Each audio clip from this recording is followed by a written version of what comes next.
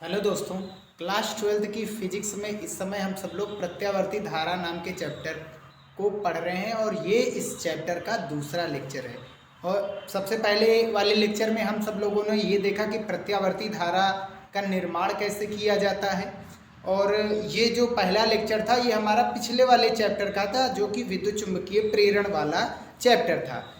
तो चलिए हम शुरुआत करेंगे। आज की क्लास में हम सब लोग प्रत्यावर्ती धारा या वोल्टता की परिभाषा देखेंगे और तात्क्षणिक मान क्या होते हैं तथा इनसे संबंधित परिभाषाओं के बारे में भी पढ़ेंगे।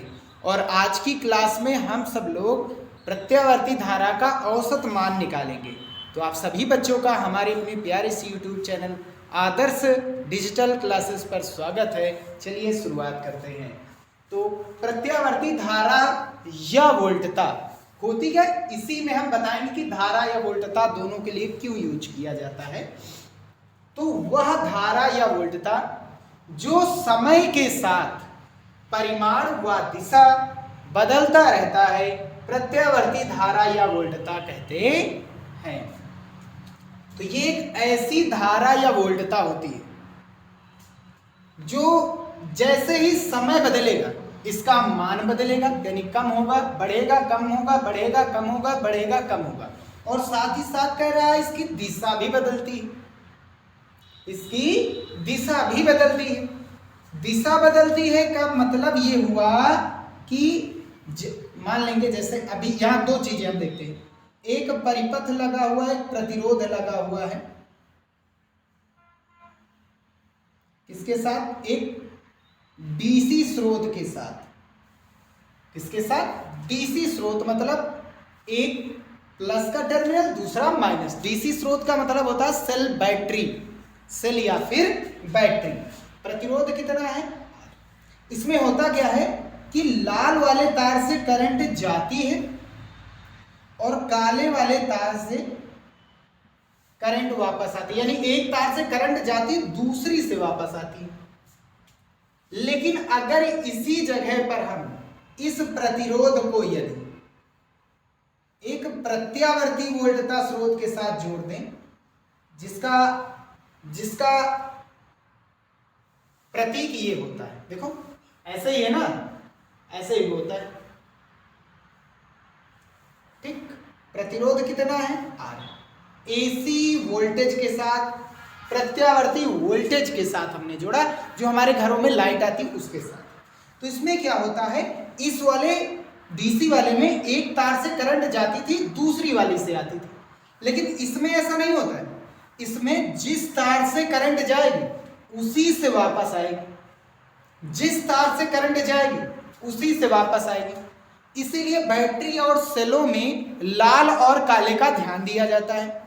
और जो हमारे घरों में प्रत्यावर्ती धारा आती है, इसमें बोर्ड में जो स्विच होता है उसमें क्या होता है कि उसमें हम लाल और काला नहीं देखते हैं, दोनों का काम सेम रहता है।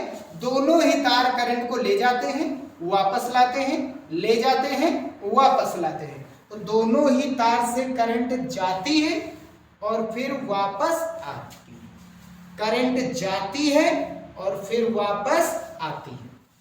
तो जिस तार से, इसमें क्या होता है, जिस तार से करंट गई उसी से वापस आई। इसका मतलब समझ रहे हैं? अगर इस पॉइंट पर बी टर्मिनल था और इस पॉइंट पर ए टर्मिनल था, तो करंट पहले किधर गई? बी से ए, और फिर आगे क्या होगा? ए से बी हो जाती इसकी दिशा। कहने का मतलब कि थोड़ी देर ए प्लस पर होगा, बी माइनस पर होगा। पहले आधे चक्र में ए प्लस पर होगा, ये मिटा देते हैं, फिर दिशा बदलने का मतलब है कि अगर यहां ए है यहां बी है, तो ए से बी का जाने का मतलब ए से बी करंट जा रही है, यानी ए प्लस पर था, बी प्लस पर था और ए किस पर था? माइनस। तो करंट की डायरेक्शन हमेशा किधर होती है? प्लस से माइनस की ओर। फिर थोड़ी देर क्या होता है कि ए प्लस पर आ जाता है, बी माइनस पर आ जाता है, तब उस समय करंट की डायरेक्शन क्या हो जाती है? ए से बी। तो यही चलता रहता, करंट थोड़ी देर ए से बी जाएगा और फिर थोड़ी देर बाद वो करंट पुनः कहाँ जाएगी, बी से ए। तो ए से बी जाएगा, फिर थोड़ी बाद आएगा, फिर जाएगा, फिर आएगा, फिर जाएगा, फिर आएगा, यानी जा रहा आ रहा, जा रहा आ रहा, जा रहा आ रहा, यानी चक्कर लगा रहे। ये होती है प्रत्यावर्ती धारा। समझ में आई बात?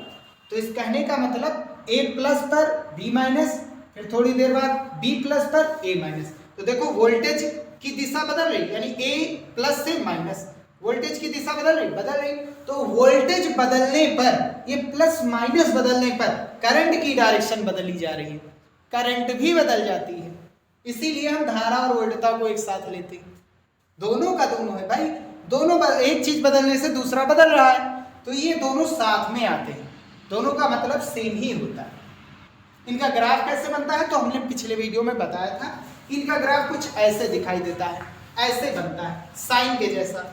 समीकरण क्या मिला था कि E equals to E naught sine omega t. कैसे? जब एक दो चुंबकों के बीच में किसी कुंडली को हम घुमाते थे तो उसमें करंट उत्पन्न हो जाती थी विद्युत चुंबकीय प्रेरण की घटना के कारण, और वो प्रत्यावर्ती धारा ही थी। ठीक भैया? तो वोल्टेज और धारा इसीलिए लेते हैं साथ में। वोल्टता का ग्राफ ऐसे ही आया था और कुछ न कुछ इसका प्रतिरोध था, तो फार्मूला लगा करके I बराबर V अपान R, तो ये हमने I बराबर I naught sine omega T पिछले वीडियो में बताया था। तो वोल्टेज कहो चाहे करंट कहो, दोनों सेम ही होते हैं। जो काम वोल्टेज करता है वही करंट, जो करंट करता है वही वोल्टेज, तो दोनों सेम होते हैं। ठीक? तो इसमें क्या था, पहले आधे चक्र में A से B जा रही थी और फिर आधे चक्र में B से पुनः कहाँ आती थी, A पर। ए थे प्लस, आधा चक्र प्लस, फिर अगला आधा चक्र माइनस। तो ये था हमारा ज्यावक्रीय ग्राफ। कैसा? ज्यावक्रीय। कोज्यावक्रीय भी आती है, I बराबर I naught cos omega t, V बराबर V naught cos omega t, यानी इसको हम ऐसे लिख सकते हैं I equals to I naught sine omega t plus phi जब आएगा तो हम इसको इस रूप में लिखते हैं। फाई का मतलब पाई बाई 2 के रूप में आएगा।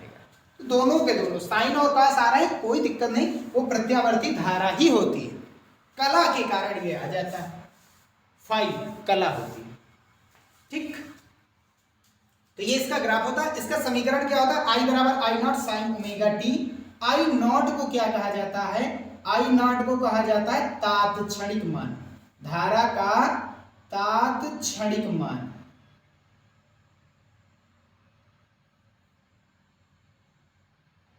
ठीक? I नॉट क्या होता है, इस परिपथ में धारा का सबसे अधिकतम मान कितना था, वो ये है I नॉट, आयाम, जिसे शिखर मान भी कहते हैं। साइन क्या है, इसके वक्र को दिखाता है, और ओमेगा टी को क्या कहते हैं, ओमेगा टी। पूरे साइन के जस्ट बाद जो भी लिखा रहता है उसे कहा जाता है कला। ठीक? इसको क्या कहते हैं, कला। ओमेगा को कहते हैं कोणीय चाल या कोणीय आवृत्ति, और टी है एक समय। सेम यही चीज इसमें है। ये धारा का तात्क्षणिक मान, तात्क्षणिक मतलब तात्कालिक मान, बहुत ही कम समय में लिया गया मान। इसमें देख लीजिए समय हल्का सा भी बदलते हैं, समय इस वाले क्षेत्र पर, यहां पर देखो कुछ है कम समय है, फिर थोड़ा सा समय जैसे बीता, धारा भी बदल रही। समय यहां पर 0 था, धारा 0, थोड़ा सा समय बीता, धारा बढ़ी, फिर थोड़ा समय बीता, धारा और बढ़ी, ऊपर नीचे जाएंगे तो फिर धारा सामने की ओर कौन है, समय, फिर समय थोड़ा और बीता, धारा बढ़ी, फिर समय थोड़ा और बीता, धारा बढ़ी, फिर समय और बीता, धारा एकदम से बढ़ गई, फिर समय थोड़ा और बीता, धारा घटने लगी, फिर समय और बीता, धारा घटने लगी, कम, नीचे आ रहा कम, ऊपर बढ़ेंगे तो प्लस, मतलब ज्यादा, नीचे कम। तो धारा समय का मान बढ़ाने से देख लो धारा का मान बढ़ रहा है। तो किसी भी समय धारा की वैल्यू फिक्स नहीं है, फिर धारा का मान घटने लगा, धारा का मान घटने लगा, ये चीज हो रहा है। ठीक? फिर यहां पर पहुंच करके धारा शून्य हो रही है। यहाँ पर पहुंच करके धारा शून्य होगी, फिर ऋणात्मक दिशा में धारा बढ़ेगा, नीचे ऋणात्मक मान आता है ना, पिछले वीडियो में बताया था, देख भी सकते हैं। ये वाई एच होता है, वाई एच नीचे की ओर माइनस ही तो होता है। माइनस का मतलब ये नहीं है, माइनस का मतलब है करंट की दिशा बदल गई है। प्लस का मतलब ये है करंट जहां बी से ए बह रही थी, माइनस ये बता रहा है करंट की दिशा बदल रही है, यानी वो ए से बी बह रही है। माइनस प्लस ये बताता है करंट की दिशा बदल गई है। प्लस वाला जो बता रहा था कि करंट ए से बी जा रही है, वो माइनस वाला क्या बताता है, जो करंट है वो बी से ए आने लगी। ये चीज है। ऐसे ही वोल्टेज बताता है, ए प्लस पर था बी माइनस, फिर थोड़ी देर बाद बी प्लस पर ए माइनस पर आ जाता था। ये चीज होता है, ठीक है। वैल्यू फिक्स नहीं होती है, बहुत ही कम समय में लिया गया इसलिए मान है, तो इसीलिए इसका औसत मान निकालते हैं, क्योंकि बढ़ रहा है घट रहा है, बढ़ रहा है घट रहा है, बढ़ रहा है घट रहा है, इसलिए औसत मान निकालने जाते हैं। कौन सा मान? औसत मान। औसत मान निकाला जाता है जब वैल्यू एकदम एग्जैक्ट एक समान ना हो, तो वहां औसत लेकर करके चलते हैं। औसतन कितने लोग आ सकते हैं, जा सकते हैं, औसत मान। जो हमारी डीसी में इस सेल या बैटरी जब लगी हुई थी, तो उसमें अमीटर और वोल्ट मीटर लगा हुआ था, वो औसत मान का ही मापन करता है। ठीक है भैया। अब आगे हम बढ़ते हैं, इनसे संबंधित परिभाषाओं को देखते हैं। तो प्रत्यावर्ती वोल्टता या धारा से संबंधित परिभाषा है। सबसे पहले शिखर मान। प्रत्यावर्ती धारा या वोल्टता का किसी एक दिशा में अधिकतम मान इसका आयाम या शिखर मान कहलाता है। किसी एक दिशा में, धनात्मक या ऋणात्मक। अधिकतम, अब इससे नीचे नहीं आएगी अधिकतम, अब इससे ऊपर नहीं जाएगी लास्ट, अब इससे ऊपर नहीं जाएगी वोल्टेज का अधिकतम मान, अब इससे नीचे नहीं आएगी ये वोल्टेज का अधिकतम मान। यही होता है शिखर मान, पीक वैल्यू। इसको आई नॉट, धारा का शिखर मान जो होता है वो आई नॉट से, और वोल्टता का शिखर मान वी नॉट से व्यक्त किया जाता है। और वी नॉट पिछले वीडियो में हमने बताया था बी ए ओमेगा एन, अगर एन फेरे कुंडली पर चढ़ा दे तो एन बी ए ओमेगा होता है। एक चक्र क्या है? एक चक्र क्या है?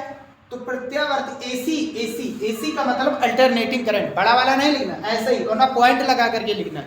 एसी लिख दिए यानी अल्टरनेटिंग करंट हो गया। एसी का धनात्मक से, एसी का धनात्मक दिशा में शून्य से बढ़कर शिखर मान तक पहुंचना, तथा फिर शून्य पहुंचना, फिर इसके बाद ऋणात्मक दिशा में शून्य से बढ़कर के शिखर मान तक पहुंचना, तथा फिर शून्य पद तक पहुंचना एक चक्र कहलाता है।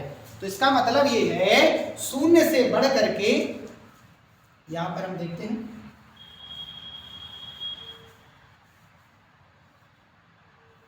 ये शून्य होता है, यहां पर सभी मान शून्य से बढ़ करके धनात्मक, शून्य एसी का धनात्मक दिशा में, धनात्मक का होता है ऊपर, ऋणात्मक का होता है नीचे। ठीक, तो एसी का धनात्मक दिशा में शून्य से बढ़ करके शिखर मान तक, शिखर मान तक पहुंचे, और शिखर मान से फिर से शून्य पर पहुंचना, तथा ऋणात्मक दिशा में शून्य से बढ़ करके शिखर मान तक जाना, और फिर शिखर मान से शून्य पर आ जाना एक चक्र कहलाता है। यानी एक प्लस और एक माइनस के मिलने से प्रत्यावर्ती धारा का एक चक्र बनता है। यानी करंट गई और फिर वापस आई, गई और फिर वापस आएगी, तभी तो वो एक चक्र बनेगा। जाने का मतलब प्लस, आने का मतलब माइनस, ये एक चक्र होता है। तो इसके दो सममित चक्र होते हैं। सममित मतलब एक जैसे, जितना प्लस, जैसा प्लस जितना प्लस होता है उतना ही वैसा ही माइनस होता है। तो एक होता है पॉजिटिव अर्धचक्र और एक होता है निगेटिव अर्धचक्र। आवर्तकाल क्या होते हैं? एसी को एक चक्र पूरा करने में जो समय लगता है उसे आवर्तकाल कहते हैं। ये एक चक्र हुआ, एक प्लस और एक माइनस मिला करके, तो एक चक्र को पूरा करने में जो समय लगता है, यानी जाने और वापस आने में जो समय लगता है उसे आवर्तकाल कहते हैं। जाने का मतलब प्लस, आने का मतलब माइनस। तो ये आधा चक्र प्लस का और ये आधा चक्र माइनस का, ये पूरा एक चक्र हो गया। इस चक्र में यहां तक जो समय लगेगा उसे आवर्तकाल कहते हैं। एक चीज और है, कोण कितना बनेगा? तो ये देखिए, ये कितने अंश का कोण है? पाई, 180 अंश का कोण। ये भी 180 अंश का कोण, 180 चल चुके, 180 और चलेंगे तो कितना हो गया यहाँ पर कोण? 2 पाई। ये कितना समय हुआ? अर्ध समय, t/2, आधा समय। एक चक्कर का पूरा t और आधे चक्कर का t/2। इसे t से प्रदर्शित करते हैं, समय बराबर दूरी बटे चाल। कितनी दूरी तय कर रहा है 2 पाई, भाई कोण के आधार पर कितनी दूरी है 2 पाई, और कोण के आधार पर जो चाल होती है कोणीय चाल, भाई कोण ही तो होता है, घुमाव ही तो होता है, घूमने का मतलब कोणीय चाल और कोणीय विस्थापन। समय बराबर दूरी बटा चाल, दूरी क्या लेंगे 2 पाई और इसकी चाल यहाँ पर लेते हैं ओमेगा, घूमती है ना, घूमती कुंडली तो ओमेगा लेते हैं। आवृत्ति क्या होता है, एसी 1 सेकंड में जितने चक्र पूरा करती है, 1 सेकंड में कितनी बार आई गई, 1 सेकंड में कितनी बार आई गई, बोर्ड से पंखे तक करंट 1 सेकंड में जितनी चक्कर मारेगी, जाने और आने में जितने चक्कर मारेगी 1 सेकंड में, वही उसकी आवृत्ति कहलाती है।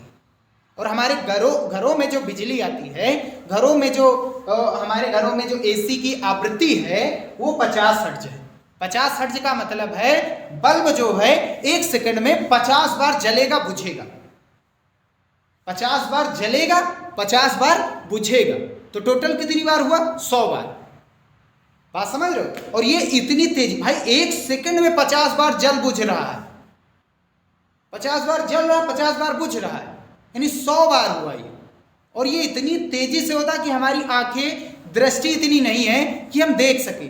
10 तक अगर जो होता भाई 2 चक्कर मारता तो हम देख सकते थे बल्ब जल रहा बुझ रहा, जल रहा बुझ रहा, लेकिन 50 हर्ट्ज का मतलब है कि 1 सेकंड में उसमें 50 चक्कर मारे, 50 चक्कर मारे यानी कि गई 50 बार और आई भी 50 बार, तभी तो 50 चक्कर हुए। चक्कर का मतलब जाने और वापस आने में, 1 चक्कर हुआ गया वापस आया, 1 चक्कर फिर गया वापस आया, 2 चक्कर फिर गया वापस आया, 3 चक्कर, ऐसे बार 50 बार वापस जाएगा आएगा 1 सेकंड में। तो ये इतनी तेजी से होती है कि हमें दिख ही नहीं पाता कि बल्ब जो है वो जल बुझ रहा है, हमारी आंखें देख नहीं पाती उतनी। ठीक भैया, तो ये बराबर क्या होता है, तो एसी 1 सेकंड में जितने चक्कर पूरा करती है उसे धारा, प्रत्यावर्ती धारा की आवृत्ति कहते हैं। और आवृत्ति का मात्रक हर्ट्ज होता है या प्रति सेकंड, और इसका रेडियन प्रति सेकंड होता है ओमेगा का, और समय का तो जानते हैं सेकंड होता है। ठीक, आई नॉट और वी नॉट के मात्रक भी क्या होते हैं, वी नॉट का वोल्ट, आई नॉट का एम्पियर। एफ बराबर क्या होता है 1/t, कई बार बताया गया, बहुत बार बताया गया। आवृत्ति बराबर 1/आवर्तकाल, टी समय में 1 चक्कर मारता है तो 1 सेकंड में 1/t चक्कर, 1 सेकंड में जो चक्कर होता है उसे एफ बराबर 1/t। आवृत्ति बराबर 1/आवर्तकाल, और टी बराबर हमने पढ़ा 2 पाई अपान ओमेगा, पलट देंगे 1/t लिखेंगे, ओमेगा ऊपर 2 पाई नीचे, 2 पाई का एफ से गुणा तो ओमेगा बराबर 2 पाई है, मोस्ट इंपॉर्टेंट फार्मूला, ओमेगा बराबर 2 पाई एफ। अच्छा, इसका प्रतीक बहुत जगह एफ और बहुत जगह एन लिखा है, कोई दिक्कत नहीं, दोनों हम यूज कर लेंगे, ये जान लीजिए। एफ लिखा रहेगा तब भी आवृत्ति, एन लिखा रहेगा तब भी आवृत्ति, कहीं कहीं न्यू लिखा रहता, वो प्रकाश में न्यू लिखा जाता आवृत्ति के लिए, ई बराबर एच न्यू। ठीक, तो ये था। अब हम इसमें आगे देखेंगे कला क्या होती है, कला क्या होती है उसके बारे में देख लेते हैं। तो कला के बारे में देख लेते हैं। कला मतलब फेज होता है, प्रत्यावर्ती धारा या वोल्टता की स्थिति व दिशा को बताने वाली भौतिक राशि कला कहलाती है। स्थिति और दिशा धनात्मक है ऋणात्मक, कहाँ पर है, कौन आगे है कौन पीछे है, साथ साथ है, इसके बारे में कला हमें बताती है। और या फिर एसी में ज्या के कोणांक को कला कहते हैं, यानी कि अगर V = V0 sign omega T लिखा है तो साइन के जस्ट बाद साइन का कोण कितना है ओमेगा टी, यही हमारी क्या होती है कला, हमने पहले से ही बताया था। I = ये कहीं लिखा हो I = साइन ओमेगा टी ±5, तो ये क्या होती है, ये भी हमारी कला ही होती है, इसी को कहते हैं कला। इस कोण के कारण ही हम बता पाते हैं कि ये सभी कहाँ हैं, बाकी ये तो सभी मान बताते हैं, ये अधिकतम मान बताता है, ये साइन जैसा वक्र है ये बताता है कहाँ पर है कौन कितना है, ये तो थीटा बताता है ना, कोण बताता है, कोण बदलने से बाकी सभी वैल्यू बदलती है। तो ये चीज याद रखिए, कला जो होती है वो प्रत्यावर्ती धारा और वोल्टता की दिशा और स्थिति के बारे में बताती है कि वो जा रही है या आ रही है, इसके बारे में वो प्लस में है या माइनस में है, ये चीज बताता है हमें कला। ठीक भैया, आगे चलते हैं।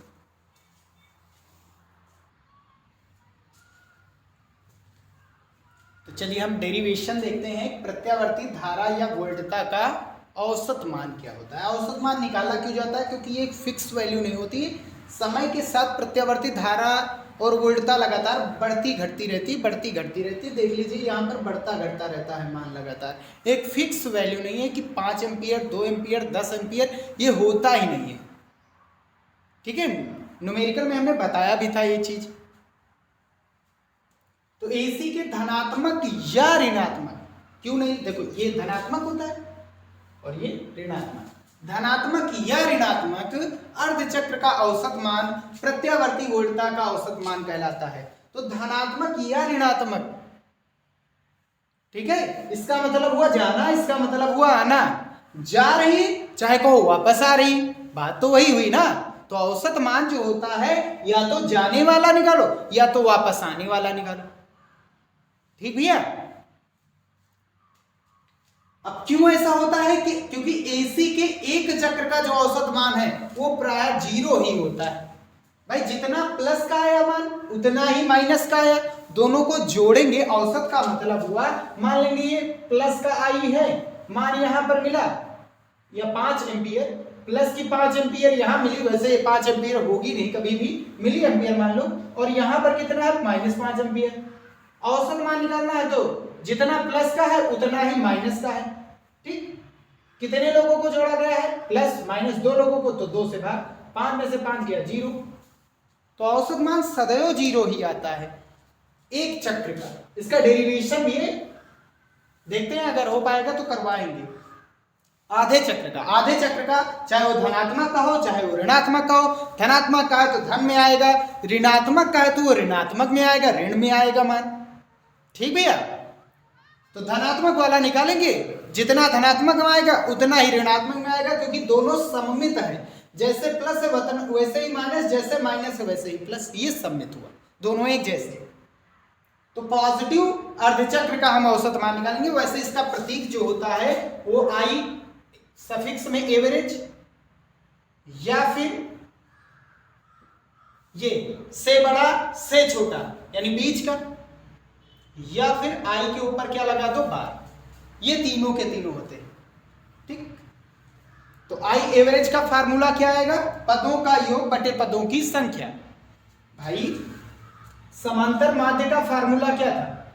x बार बराबर सिग्मा f गुणा x बटे सिग्मा f, यही तो था। कक्षा 10 की मैथ का है ये, बेसिक सा है। सिग्मा का मतलब होता है बीजगणितीय योग। तो सांख्यिकी में जो हम निकालते थे मान वो नेचुरल नंबर का था, लेकिन यहां पर नेचुरल नंबर नहीं है। यहां धारा का मान 1 एम्पियर से ऊपर होगा ही नहीं कभी भी। तो 0 से 1 के बीच में निकाल रही है वैल्यू। 1 2 3 4 5 6 7 8 नहीं निकाल रहे हैं, इनके बीच की भी वैल्यू हमको चाहिए। समझ में आ रही बात? तो जैसे यहां से लेकर के यहां तक 5 एम्पियर आई, तो 1 2 3 4 5 6 5, भाई 0 1 2 3 4 5 यहां तक आया 5, तो 5 तक आया। 5 के अंदर वाली भी तो वैल्यू है, जिससे 1 और 0 के बीच वाली भी वैल्यू है, 1 और 2 के बीच वाली भी वैल्यू है यहाँ पर। तो इसलिए हम यहाँ पर इंटीग्रेशन का यूज करते हैं। सिग्मा की जगह पर हम इंटीग्रेशन यूज करते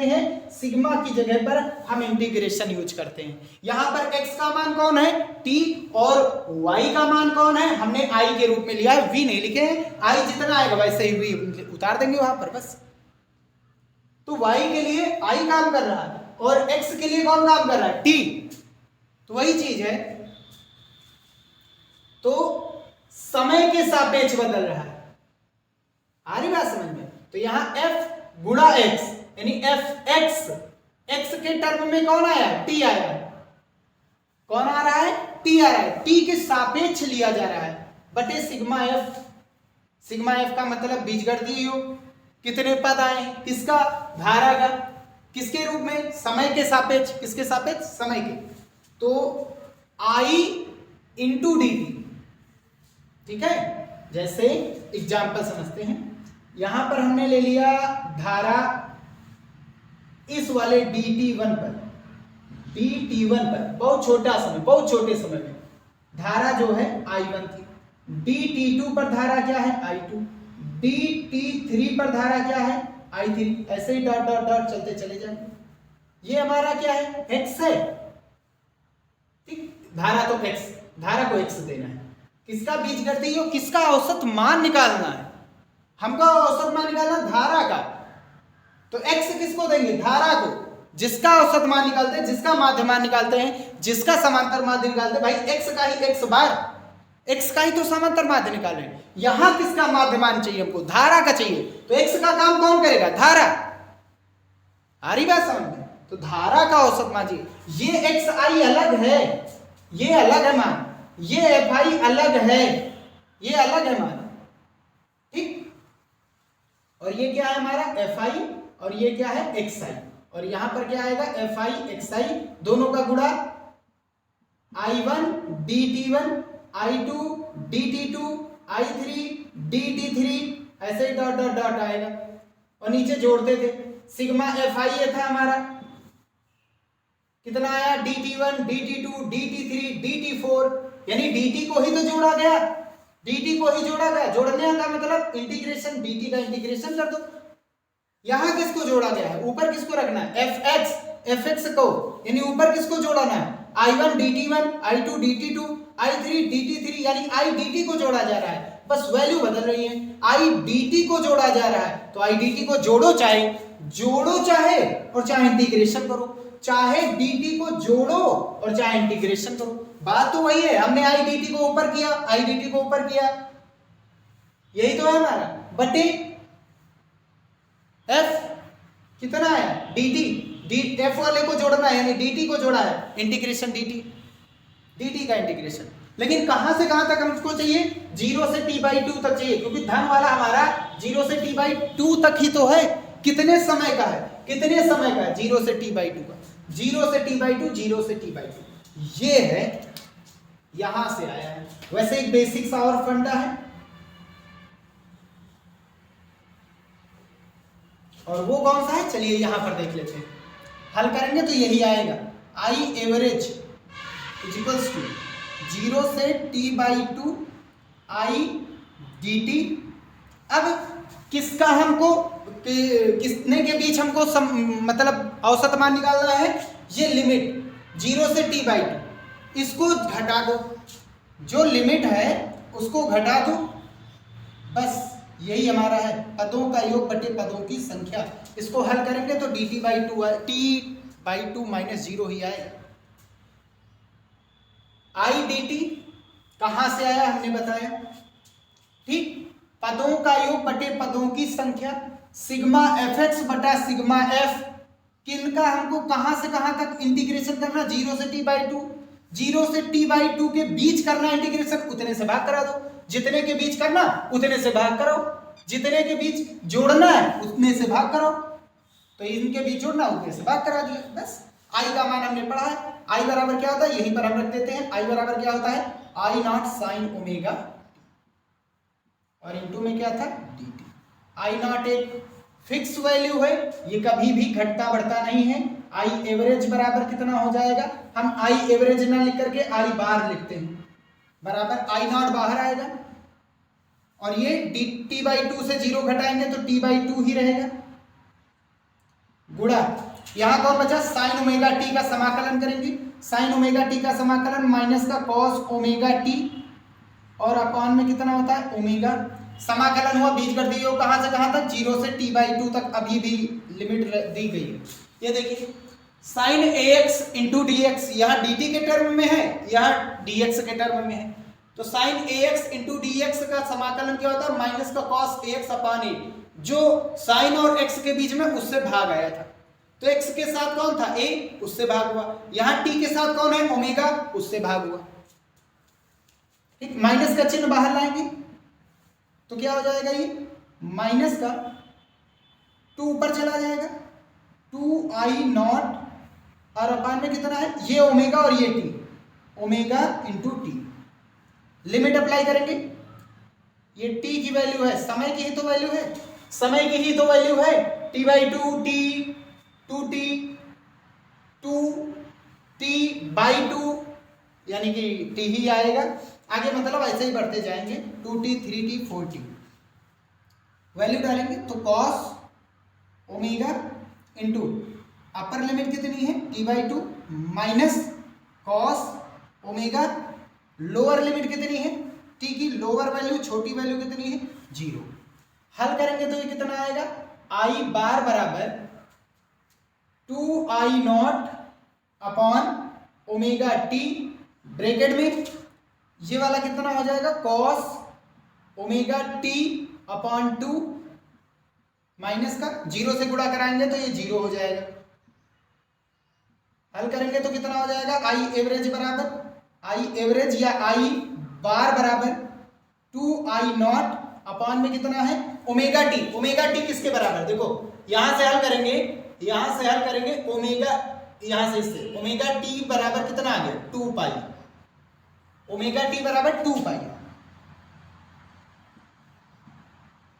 कॉस ओमेगा टी बराबर कितना है 2 पाई और नीचे कितना है 2 माइनस कॉस 0 2 से 2 कैंसिल आई बार बराबर आई नॉट अपॉन पाई वो भी किसका माइनस का यहां माइनस भी तो था माइनस का ब्रैकेट में cos पाई बचा cos 180 का मान -1 sin 0 का cos 0 का मान 1 आगे माइनस 2 का गुणा इस वाले इससे कराएंगे तो माइनस माइनस प्लस तो आई बार बराबर प्लस का 2 आई नॉट अपॉन पाई ये हो गया औसत मान धनात्मक दिशा में। ऐसे ही वोल्टता का इसी प्रकार सिमिलरली इसी प्रकार वोल्टता का भी औसत मान आएगा कितना आएगा यहां आई था तो आई नॉट वी है तो वी नॉट अपॉन कितना पाई। धन अर्धचक्र की है अगर ऋण अर्धचक्र कहता निगेटिव अर्धचक्र कहता तो जो आई बार या आई एवरेज है वो प्लस के बजाय माइनस आता माइनस का 2 आई नॉट अपॉन कितना पाई। ऐसे ही वी एवरेज कितना आता माइनस का 2 वी नॉट अपॉन पाई। ये चीज याद रखिए बस ये है औसत मान ये धनात्मक दिशा का और ये ऋणात्मक जाने वाला वापस आने वाला जाने वाला जितना औसत मान होगा उतना वापस आने वाला होगा बस चिन्ह का अंतर आया था। ये था प्रत्यावर्ती धारा और वोल्टता के औसत मान का डेरिवेशन। इंपॉर्टेंट बोर्ड में नहीं है लेकिन इसको समझना बहुत जरूरी है। ठीक वीडियो पसंद आया हो तो लाइक कीजिएगा। अब नेक्स्ट वीडियो में हम आरएमएस वैल्यू जानेंगे होती क्या है क्यों निकाली जाती है नेक्स्ट वीडियो में देखेंगे।